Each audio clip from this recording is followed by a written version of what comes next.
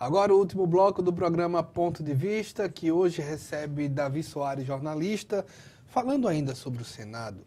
Temos pesquisa nas próximas horas no Diário do Poder. O que é que pode revelar uma pesquisa como essa? As pesquisas encomendadas, né, de consumo interno dos próprios candidatos, dos grupos, até de deputados estaduais que se mobilizam para contratar pesquisas, elas mostram que há um imenso desgaste do senador Renan Calheiros e uma surpreendente lembrança do eleitor do governador, do ex-governador e ex-senador Teotônio Vilela Filho. Essa lembrança ela pode ser confirmada em números. E a gente está divulgando os números oficiais do Instituto Paraná Pesquisa no www.diariodopoder.com.br/Alagoas a partir da meia-noite do dia 11 de março. Essa pesquisa está disponível para que se confirme esse cenário preocupante, né? A gente viu nos levantamentos que chegam à redação, a gente viu o senador Renan Calheiros em quarto colocado na capital e no sertão, que são... A capital é bem difícil para ele, politicamente, mas o sertão ainda, 32 municípios, ele ainda ficou em quarto. Tem Heloísa na frente, tem Teotônio Vilela na frente. Mas eu não estou enganado, em 2010, quando ele concorreu, ele tinha um cenário como, tipo, ele só perdeu na capital, não é isso? Algo nesse sentido. Exatamente. O que eu acredito que uma pesquisa possa revelar é que, tipo, você pode mostrar que está para além da capital. Exatamente, que é o que as pesquisas de consumo interno têm mostrado para eles, para a classe política já sabe que há o desgaste do senador Renan Calheiros. Ele também sabe e demonstra isso, não consegue esconder por conta da articulação que ele tem feito para tentar contornar isso. Nesse cenário, muito se falou numa Heloísa Helena se aposentando. Não parece que é isso que vai acontecer, né?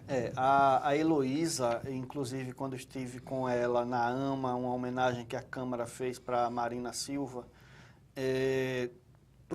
fiz a provocação, né, que a Heloísa não foi candidata à reeleição a vereadora de Maceió. E perguntei a Marina se seria uma boa vice.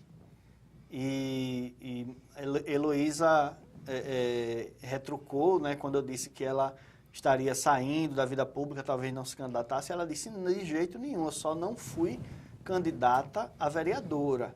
Né? Há a possibilidade, sim, dela ser candidata ao Senado, né? E apesar do sentimento de, eu não diria que seja uma mágoa, muitas vezes as pessoas podem interpretar como mágoa, mas o sentimento da Heloísa com o eleitorado alagoano é de decepção.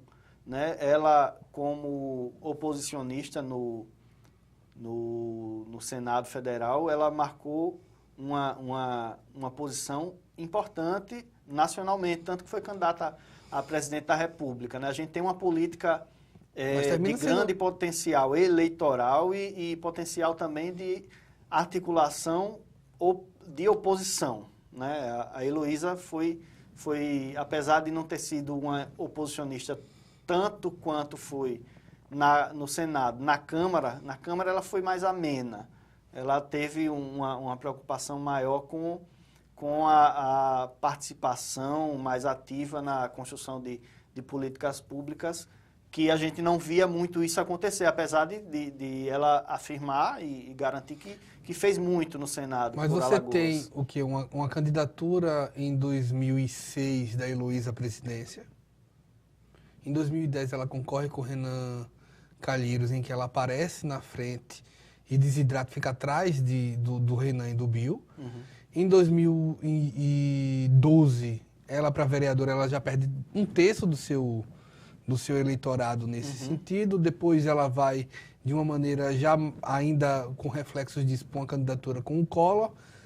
Mas você não sente, de uma certa maneira, que a Heloísa mudou um pouco a estratégia? Você não via mais nos últimos anos uma vereadora tão verborrágica. Exatamente, exatamente. Você já via Foi posições mais centradas, menos, vamos dizer, iradas, como o pessoal costumava dizer. O que você avalia?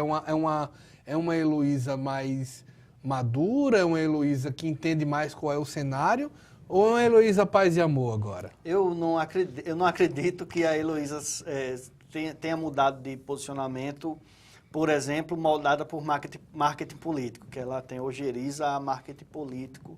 E eu acho que é fruto do amadurecimento político mesmo. Eu não vejo também paz e amor. Ninguém acha que a Heloísa vai para uma campanha para distribuir flores e beijinhos para os adversários, não. A gente viu isso bem nas últimas campanhas para o Senado, em que ela, até por isso, né, o adversário dela, o Benedito de Lira, fez pegou a fúria, né, demonstrada por ela em alguns momentos e transformou isso em capital eleitoral, né, de marketing, inclusive, bem duro, né? Heloísa foi massacrada no marketing político do Benedito e essa é uma característica que talvez ela tenha conhecimento que não a ajude, né? Não a ajude, mas também ela tem conhecimento que é necessário ela se indignar, ela demonstrar a indignação dela, eu chamo de uma fúria cívica, né? É uma fúria que às vezes é necessária a gente ter um político como esse que não tem papas na língua e às vezes expõe algumas situações, como foi exposta a situação do PT, né? Que ela avisou há muito tempo para o brasileiro. Seria um retorno mais ou menos a um cenário parecido com o que, vamos dizer a grosso modo, não faz justiça, mas a grosso modo, foi o auge dela no Senado, que é uma oposição ao governo que estava, né? Exatamente. De uma forma mais clara. Exatamente. E você vê que hoje, além de ser uma oposição ao governo Temer e ao PT, ela ampliou o leque dela dessa postura de oposição, né?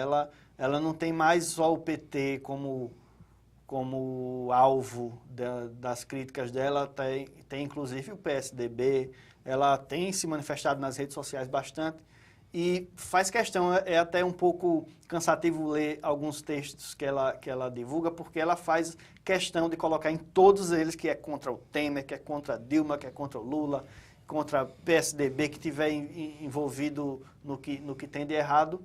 E a gente, assim, o eleitor tem pode ter essa opção, né?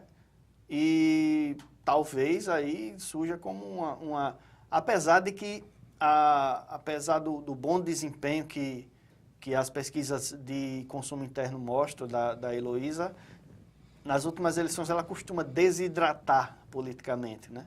A gente viu ela liderar em 2010, se eu não me engano. Ela liderou em 2010 e depois passou para a terceira colocada, no fim das contas. Davi, quero agradecer a entrevista, a gente fica à disposição. Eu que agradeço, muito obrigado. A gente agradece também a você pela audiência, esperamos uma próxima oportunidade. Até mais.